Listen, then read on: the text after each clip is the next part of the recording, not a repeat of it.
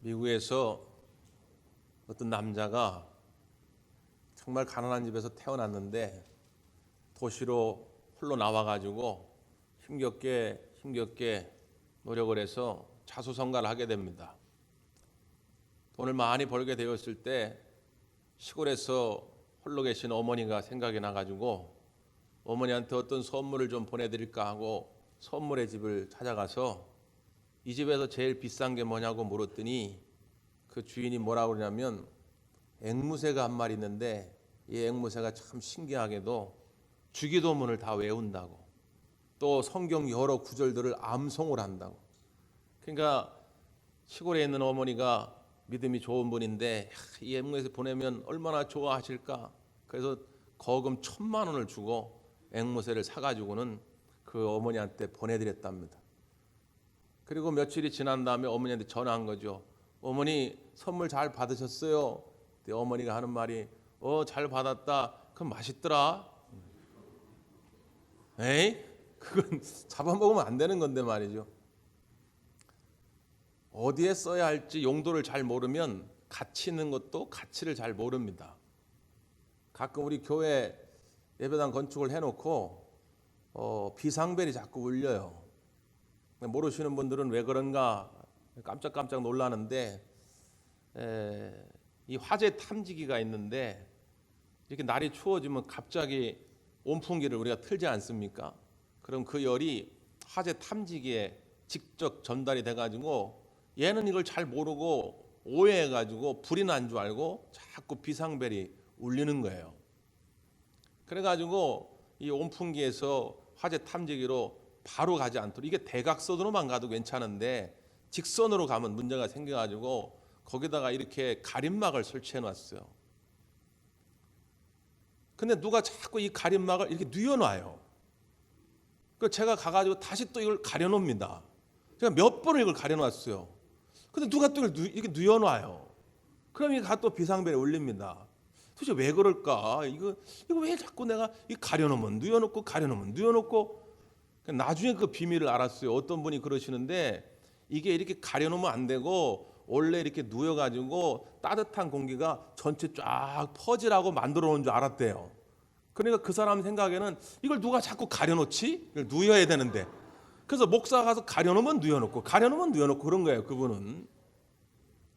근데 뭐 다른 쪽은 괜찮은데 여러분, 이게 화재 탐지가 있는 쪽은 이걸 가려놓으셔야 됩니다.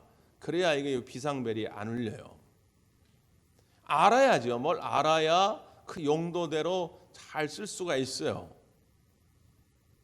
아프리카에 처음 유럽 사람들이 갔을 때 깜짝 놀란 것이 아이들이 공기놀이를 하는데 공기놀이 하는 게 뭔가 이렇게 봤더니 다이아몬드라죠. 다이아몬드가 얼마나 가치 있는지 그 아이들은 모르니까 그거 가지고 공기놀이를 하고 있는 거예요.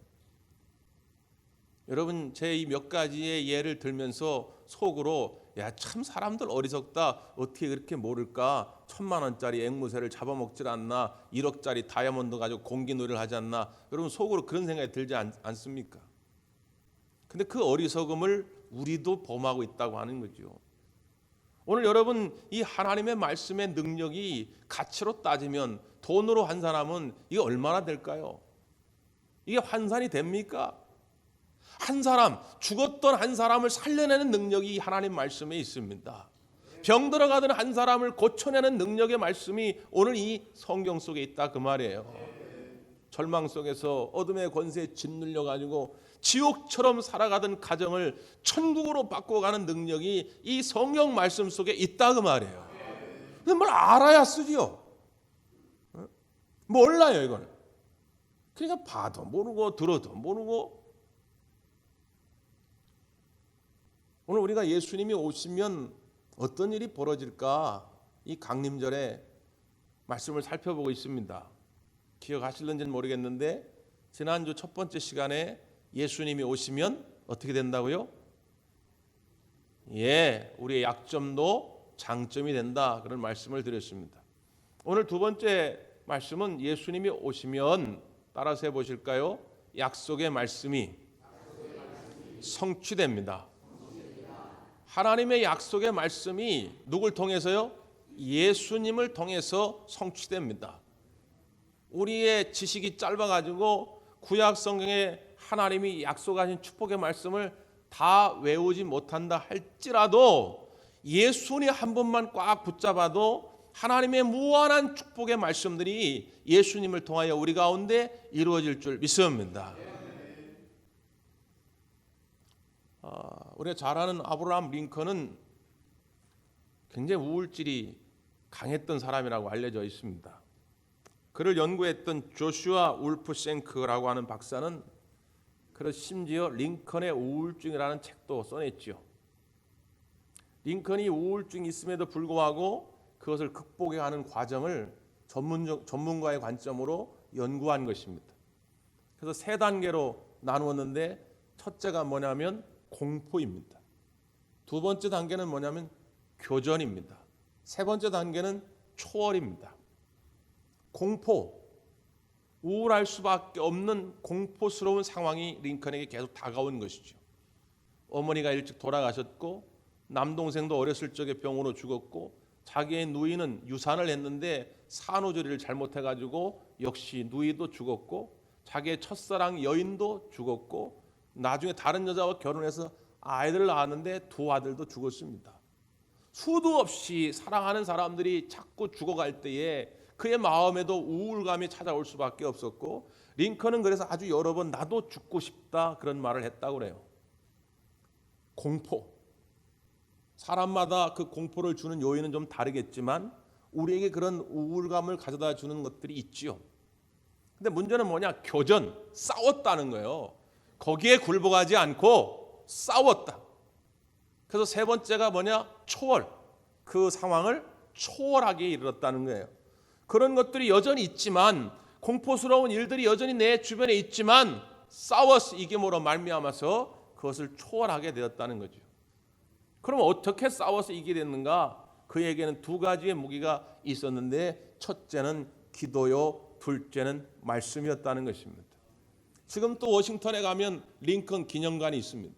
링컨 기념관에 가보면 링컨이 늘 가지고 다니던 성경책이 보관돼 있어요. 링컨을 연구했던 사람들이 그 성경책을 연구하다가 한 가지 발견하는 것은 뭐냐면 다른 것보다도 시편이 매우 달아있더라는 것이죠. 그러니까 링컨이 평소에 시편을 많이 묵상했다고 하는 것입니다.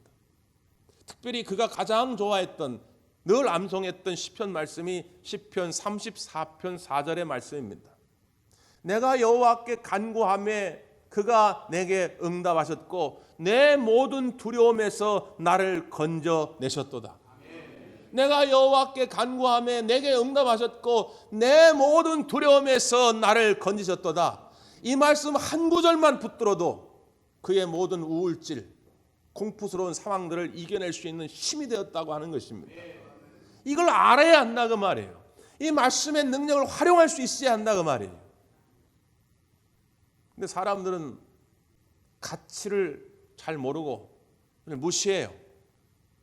야, 성경이 무슨 밥 먹여주냐? 그 하나님 말씀이 무슨 밥 먹여주냐? 세상사 살아가는 다 방법이 있는 것인데 돈이 최고고 권세 있는 지위 있는 친구가 빽이고 그런 거지. 야, 성경 말씀이 밥 먹여주냐? 무시하는 거죠. 오늘 본문의 말씀 가운데 보면 바로 그런 부류의 사람들이 등장합니다. 오늘 본문의 말씀은 예수님의 공생의 사역의 첫 번째 설교입니다. 출사표와 같은 것이죠. 첫 번째 설교의 말씀의 본문은 이사야서 61장의 말씀입니다.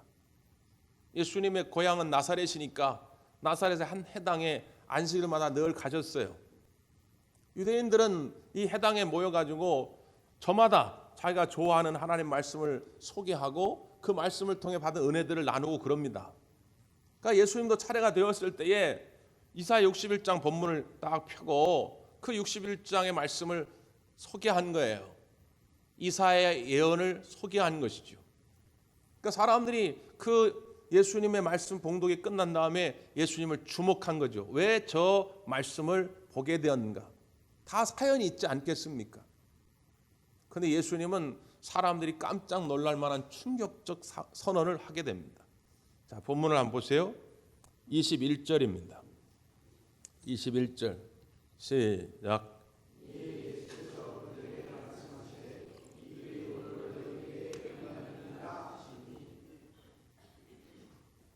이 글이 오늘 너희 귀에 응하였느니라. 이사야 선지자는 예수님보다 약 한 700년 전에 활동했던 선지자입니다. 700여 전에 활동했던 이사야 선지자가 한 예언의 말씀이 오늘 누굴 통해 이루어졌다고요? 예수님을 통하여 이루어졌다는 거예요. 그러니까 이걸 듣는 사람들이 저거 미친 거 아니야 저거? 어? 이해할 수가 없는 거예요.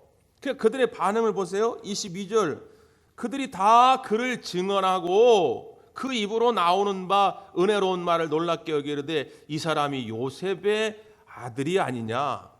이 말은 뭐냐면 예수님이 하는 말이 너무 충격적인 거예요. 야, 내가 저 예수를 말이지 옛날 저 코 올리기 때부터 2살, 3살 때 아장아장 걸어갈 때부터 내가 봤는데, 아니 지난 30여 년 동안 그 아버지 그 요셉 따라가지고 목수일 따라다니고 내가 일하는 걸 내가 봤는데, 무슨 자기를 통해 가지고 그 이사야 선지자의 말씀의 예언이 이루어졌다고 자꾸 그래. 받아들일 수가 없는 거예요. 예수님과 예수님 하신 그 말씀을 무시하는 거죠. 그러니까 예수님이 얼마나 답답한지, 그래 안다.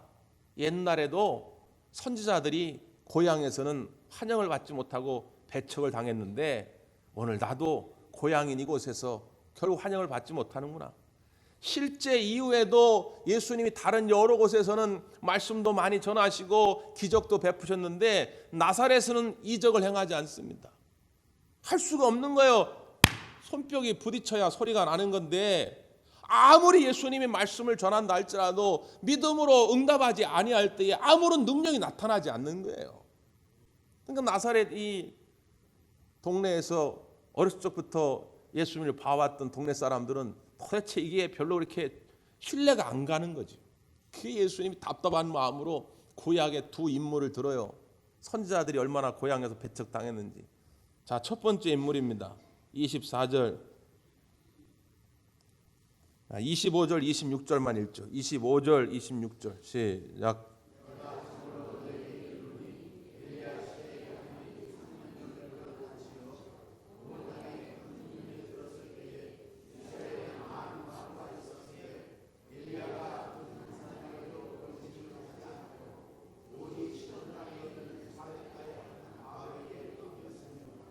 자, 여기 어떤 선지자를 예를 들지요? 엘리야입니다.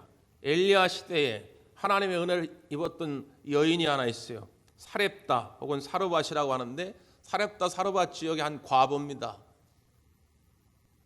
그 땅에 3년 반 동안 기근이 심해가지고 먹을 것이 없어요. 이 과부의 집에도 오직 밀가루 한 움큼과 그 다음에 기름 한 방울밖에 남지 않아서 아들과 함께 마지막 식사를 차리고, 그리고 이 두 모자가 자살을 결심합니다. 그런데 엘리야 선지자가 찾아온 거지요. 엘리야 선지자가 나에게 떡을 하나 달라고 요청하니까 자기 가지고 있던 것을 아낌없이 주의 종을 위해서 대접합니다. 그때 하나님께서 그 가정을 복 내려 주셔서 오늘 그 가정의 가뭄이 끝나는 그 시간까지 밀가루통이, 기름통이 마르지 않는 은혜가 있었다는 거예요. 자, 또 한 사람을 예를 듭니다. 27절 시작.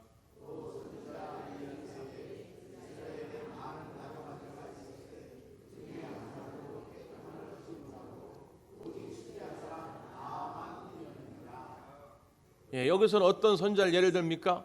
엘리사 시대에 나아만 장군의 이야기입니다. 수리아 혹은 아람이라고 하는데, 나아만은 이스라엘 사람이 아니지요. 이방 나라 군대 장관이었는데 그에게 큰 약점이 하나 있는데 나병에 걸린 것입니다.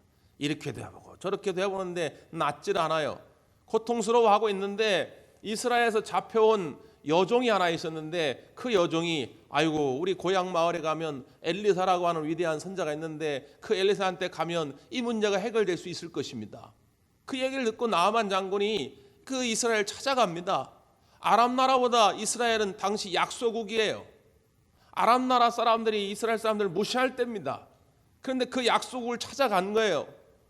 그런데 엘리사 선자는 나와보지도 않습니다. 코빼기도 안 보여요. 그리고는 사환을 시켜가지고는 저 요단강가에 가서 몸을 7번 담그라고.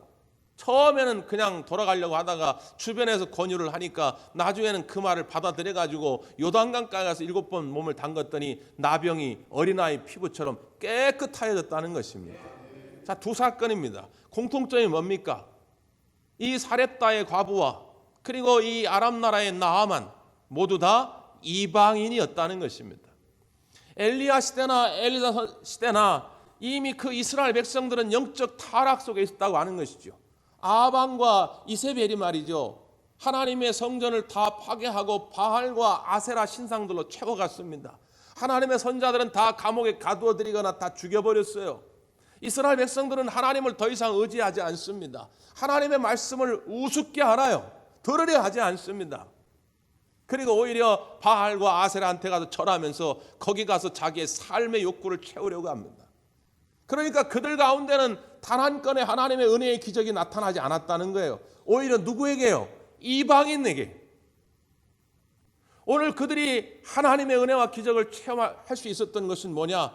간절한 애타는 그 목마름이 있었다는 거예요. 하나님의 은혜를 사모하는 이들에게, 그들이 이방인이었지만 그들에게 하나님의 능력이 나타났다고 하는 것이죠. 나사렛에서 오랫동안 율법을 알고 또 하나님이 행하라고 하는 대로 절기를 지키고 뭐 다 했을지라도 오늘 이 시간 예수님을 무시하고 예수님을 통하여 이루어질 하나님 말씀을 무시한 이들에게 능력은 나타나지 않습니다. 지금도 똑같습니다.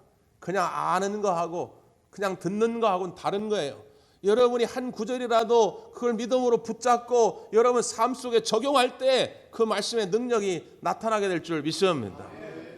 우리가 붙들어야 될 말씀이 뭡니까? 오늘 예수님께서 첫 번째로 공생의 사역을 시작하면서 선포했던 말씀이 뭡니까? 자, 그 말씀을 한번 읽어봅니다. 앞으로 가시면 18절, 19절입니다. 시작.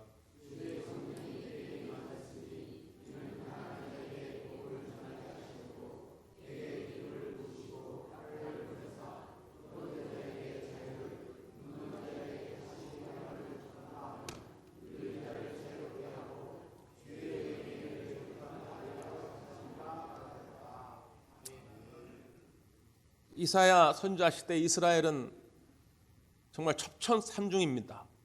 외세의 침략으로 말미암아 가지고 어찌할 바를 모르는 그때 왜 이렇게 됐을까? 그들은 많은 고민을 하지요. 그래서 이사야서 1장부터 39장까지 읽어보면 하나님의 심판의 메시지입니다. 하나님의 말씀이 다 은혜가 되지만 아직 초신자일 때 혹은 교회 처음 나온 분들한테 이사야 1장부터 39장 읽어보라고 그렇게 권면하지 마세요. 깜짝 놀랍니다. 근데 40장부터 끝에 66장까지는 희망의 메시지예요. 회복의 메시지. 그러니까 여러분 힘드실 때, 어렵고 고통스러울 때 이사야 40장부터 66장까지 묵상하면서 늘 하나님이 주시는 위로와 힘을 얻게 되기를 바랍니다. 그 말씀 가운데 하나 이사야 61장 회복의 메시지. 가난한 자들에게 복음을 전해주려 오신다는 것입니다. 이게 핵심이에요. 근데 여기 말하는 이 가난은 단순히 우리가 게을러 가지고 일은 안 하고 맨날 어디 놀러만 다니다가 가난해졌다, 그런 가난 말하는 게 아닙니다. 또 헛된 욕심에 쌓여 가지고 저기 1,000만 원만 투자하라고 그럼 매달 내가 이자를 1,000만 원씩 주겠다고, 이런 금융 사기에 거기 꼬임에 빠져가지고 다 날려가지고 가난해지고 뭐 그런 가난을 말하는 게 아닙니다. 지금 이사야 시대의 가난이라고 하는 것은 구조적인 가난이에요. 바벨론 포로기에 잡혀간 이스라엘 백성들이 아무리 자기가 열심히 땀 흘리고 노력해도 다 빼앗깁니다. 마치 우리나라 일제강점기 때처럼 내가 아무리 열심히 일해도 일본 사람들이 다 뺏어가면 그만이에요. 어떻게 할 말이 없는 거예요. 그러니까 이들은 가난해지고 싶어 가난해진 게 아니라, 혹은 게을러가지고 가난해진 게 아니라 열심히 살아보려고 해도 억눌림 때문에 가난할 수밖에 없는 거예요. 그것에 대해서 세부적인 내용들이 그 다음에 또 나옵니다. 그래서 포로된 자, 눈먼 자, 억눌린 자, 이게 다 결국 가난하게 만들게 된 요인들이에요. 가난할 수밖에 없는 거죠. 그래서 이스라엘 사람들은 메시아를 기다리는 겁니다. 이 억눌림 속에서 우리를 자유하게 하고 해방시켜줄 그 메시아. 히브리어는 메시아인데 헬라어를 메시아를 뭐라고 번역하냐면 크리스토스 이렇게 번역합니다. 그래서 크리스토스라고 하는 헬라어에서 우리가 그리스도라고 하는 말, 영어로는 크라이스트, 그리스도라는 말이 나오게 된 것이죠. 그래서 그분이 오셔가지고 반드시 우리를 이 억눌림 속에서 자유하게 하고 해방하게 할 것이다라고 700년 전부터 하나님은 수많은 예언자들을 통해 예언했는데 그 예언이 누굴 통해 완성됐다고요? 예수님을 통해 완성됐다는 거예요. 그래서 예수님이 오심으로 말미암아 은혜의 해를 전하러 오셨다. 은혜의 해는 신년입니다. 안식년이 7년이지요. 안식년이 7번 지납니다. 그럼 49년이지요. 그럼 50년째가 되는 때가 신년입니다. 이걸 주빌리, 은혜의 해라고 말합니다. 은혜의 해는 다 원래 자리로 돌아가는 것입니다. 땅도 사람도 돈도 다 원래 자리로 돌아갑니다. 그래가지고 살다 보면 빚질 수가 있잖아요. 빚을 못 갚아. 그럼 자기 땅을 뺏깁니다. 집도 뺏깁니다. 심지어 돈을 못 갚아가지고 자기 아들, 딸을 그 집에 노예로 보냅니다. 그런데 50년째가 되면 원래 주인한테 다 돌려줘야 됩니다. 지금 우리의 경제관념으로는 이해가 안 되지만 그때 당시 이스라엘 백성들은 어차피 이 땅이 내 것이 아니라고 생각했기 때문에 이게 가능한 거예요. 애굽에서 종살이 하다가 가나안에 와서 하나님이 거저주신 땅 아닙니까? 그러니까 50년 지난 다음에 원래 주인한테 돌려줘도 불만이 없는 거예요. 그러니까 신년, 은혜에는 뭐냐? 원래의 자리로 다 돌아오는 것입니다. 여러분 잘 보세요. 가난한 것 하나님이 원래 우리에게 주셨던 자리가 아닙니다. 아담과 하와를 지으시고 생육하고 번성하고 충만하고 다스리고 정복하라. 아브라함을 부르시고 내가 너를 복의 근원으로 복덩어리로 삼으리라. 이게 원래 하나님이 원하셨던 원래 자리입니다. 여기에 우리가 있어야 하는데 에덴 동산에 죄가 들어옴으로 말미암아 이 원래 자리를 빼앗겼다 그 말이에요. 포로된 것 원래 하나님이 우리를 부르신 그 자리가 아닙니다. 우리가 마귀의 노예가 되어서 물질의 노예가 되어서 질질 끌려다니는 삶을 우리 주님은 원치 아니하신다 그 말이죠. 눈먼 자의 삶, 제대로 하나님의 뜻을 보지 못하고 하나님의 마음을 헤아리지 못하는 눈먼 자의 삶을 하나님 원치 아니하신다 그 말이에요. 억눌린 자, 병 때문에 억눌리고 사람 때문에 억눌리고 정치적으로 억눌리는 삶을 하나님은 원래 원하지 아니하셨다 그 말이죠. 근데 어쩔 수 없이 우리가 그렇게 살아왔다 그 말이에요. 살아왔다. 예? 그러니까 늘 만족감이 없고 기쁨이 없었단 말이죠. 근데 예수님이 오심으로 말미암아 예수님이 우리 안에 머물 때에 우리가 온전히 자유케 됨을 믿습니다. 물질로부터, 질병으로부터, 관계 어려움으로부터, 모든 우울감으로부터 자유와 해방을 누리게 될 줄 믿습니다. 이걸 믿음으로 받아들일 수 있겠냔 말이죠. 이걸 사모하는 자만 하나님이 이 능력을 얻게 하실 거라는 거예요. 어렸을 적에 아이들이 이렇게 퍼즐을 하지 않습니까? 퍼즐. 우리 정빈이도 이 퍼즐 맞추기 참 좋아하는데 보통 3, 4살, 5살 이 정도 될 때는 퍼즐 조각이 10개 미칩니다. 10개 밑. 그걸 다 이제 쏟죠. 10개짜리를 쏟습니다. 그리고 이거 맞춰봐 그러면 제일 어려운 게 뭐냐? 첫 번째 퍼즐을 어디다 넣을 거냐는 겁니다. 근데 이걸 몰라요. 애들은 잘 모릅니다. 그냥 엄마한테 물어봐요. 엄마 이거 도대체 어디다 놔야 돼? 첫 번째. 근데 엄마는 딱 보면 알아요. 왜? 그 옆에 전체 그림이 나옵니다. 그러니까 한 10개 정도 되니까 전체 그림 보면 요 그림은 저기구나. 그걸 알아요. 그때 아이의 태도가 중요합니다. 나는 엄마 말 못 믿어. 엄마 맨날 아빠랑 안 싸운다고 그랬는데 여전히 싸우잖아. 엄마 작년에 뭐라 했어? 올해 크리스마스 때문에 나한테 로봇 사준다 했는데 올해도 안 사주잖아. 나는 엄마 말 못 믿어. 그러면 거기다 못 노는 거지요. 엄마가 야 이거 첫 번째는 여기다 놔야 돼. 그 엄마를 신뢰할 때만이 놓는 것입니다. 자, 문제는 뭐냐면 우리가 나이가 들어가면 인생을 살아가다 보면 이 퍼즐 조각이 많아집니다. 10조각이면 대충 알겠는데 100조각, 1000조각, 5000조각, 10,000조각짜리도 있습니다. 보통 10,000조각짜리를 맞추려면 일주일 걸립니다. 우리 정빈이는 몇 날 며칠 그걸 하더라고요. 전 옆에서 보면서 왜 저걸 저렇게 맞추고 있나. 어른들도 일단 한 5천 조각만 돼도 맞히기 어려워요. 자 보세요. 첫 번째 조각을 딱 들고 10,000조각짜리 어디다 놔야냐 물어보면 여기 앉은 어른들도 맞히는 분 거의 없습니다. 그걸 전문적으로 하지 않으면. 그러나 우리 하나님은 그걸 아신단 말이죠. 우리의 인생의 퍼즐 조각을 정확히 우리 하나님은 아신다 그 말이죠.